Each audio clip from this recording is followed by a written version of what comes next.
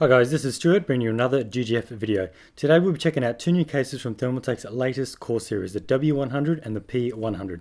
Then we'll be having a quick look at how these two combine to create the core WP100, which brings you a whole new world to customizing your chassis.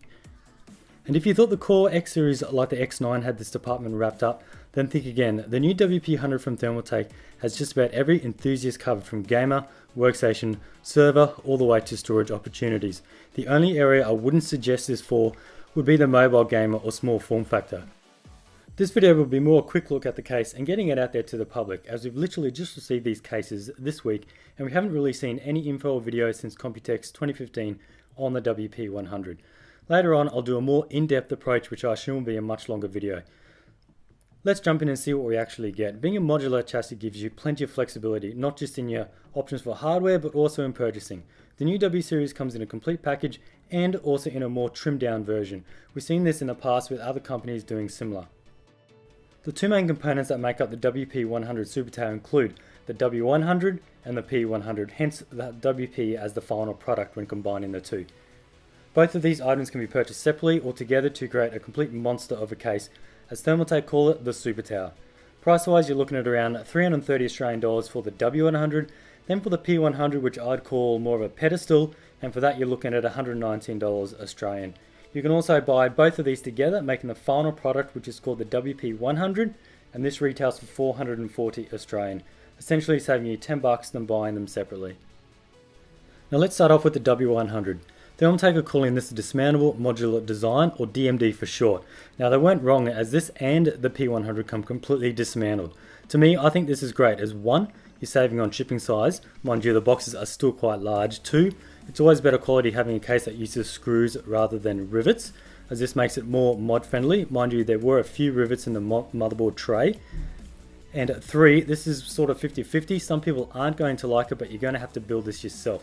To me, I think this is great fun. Rather than just building your computer in a case, you're doing both by building your computer first, then your computer in the case. For me, to build the W100, then the P100, and joining them both together to how I wanted the system took about 2 hours, so that's not too bad.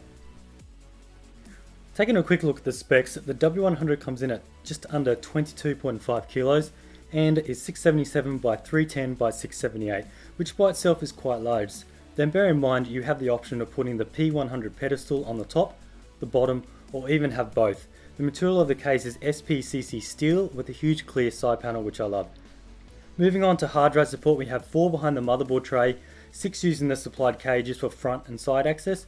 You can do this two ways. One, by installing the cages directly to the front 5¼ inch bay area and having the front access, or two, by installing the supplied rails for side hard drive access. Personally, for me, if you aren't using the more than 4 hard drives, I'd leave the front/side area completely free for a much cleaner look. You can see there's plenty of room for support for additional hard drive cages than what's supplied, so I suspect you'd be able to buy more for your requirements. But for me, having this area filled halfway does look a little bit weird. Now each hard drive tray does take one 3.5 inch mechanical hard drive or one SSD. Now we see a total of 10 expansion slots, and motherboard support is for pretty much every size out there. I don't think you'll be limited on any motherboard on the market, and as you can see, there is unlimited amount of working room here. Front panel I/O, there's 4 USB 3.0. Now there's no USB 2.0, which I think is good because we don't need that anymore. We have a headphone jack, a microphone jack, a reset button, a hard drive activity LED, and a power switch, which is interesting because it has the power LED inside the switch, which I do like as well. As this case is aimed towards more water cooling, I'm not going to cover all the fan support areas and then go over this again for the radiator support. So I'm just going to fit the fans, because that's pretty much self-explanatory, as I'll go over the radiator support in the W100.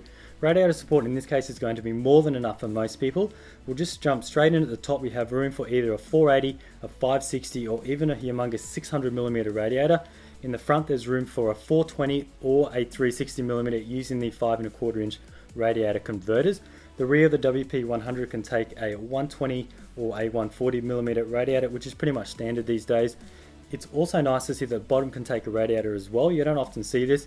If you're using the W100 to house your PSU, then you can fit a 280mm radiator max. But if you aren't using a PSU, so you can actually use this in the pedestal, you can fit up to a 480 or a 560mm radiator there. It's also interesting to note that the W100 also has two side radiator support rails behind the motherboard tray. This can either take fans or radiators, but once you install hard drives and cables behind your motherboard tray, I really felt that you're going to be limited on the radiator thickness you can use. Even trying to fit a 30mm thick radiator, now that is not very large, it's going to be quite tight. Each of these rails can take either a 480, a 560, or once again the 600mm radiator, or like I mentioned above, you can install fans instead. The W100 has nice hinged side panels with magnets to keep them shut. This works well and are strong enough to hold the side panel shut even if the case is bumped or moved. I've used plenty of cases in the past that use this same concept and they just don't stay closed properly. The side panels can come off by pulling down on the locking spring. The left side of the W100 has a nice solid clear window, which is really nice, and I don't think I've actually seen a acrylic side panel this thick before, so that is nice and there's no flex at all, while the right side panel has plenty of ventilation for those behind the motherboard fans. We also see plenty of cable grommets throughout the W100 in areas around the motherboard tray, which is expected, hard drive cage areas, which is nice for your cables, and even an oval shaped one at the rear at the top. I suspect this would be used if you're using the pedestal separately on the top with quick disconnects for water cooling. The W100 also comes supplied with sturdy feet with rubber pads on them, and also the option to install the supplied wheels. I appreciate how Thermaltake have included these as a standard, as using the wheels would probably be an option for most people. Before we wrap up the W100, we'll just take a look at the overall aesthetics of the case. I love how the front and top have these pop-out access panels for a very clean, sleek look. This hides all the fan and radiator screws. Also, all the fan and radiator rails are quick release for easy installing.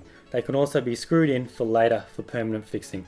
Magnetic dust filters are supplied all round, which is always a nice touch. Thermaltake have also added a nice TT Premium case badge and a nice blue LED strip included, which installs in the front. Moving on to the P100 pedestal, we see this chassis is really only designed for one main reason, and that's extra radiator support.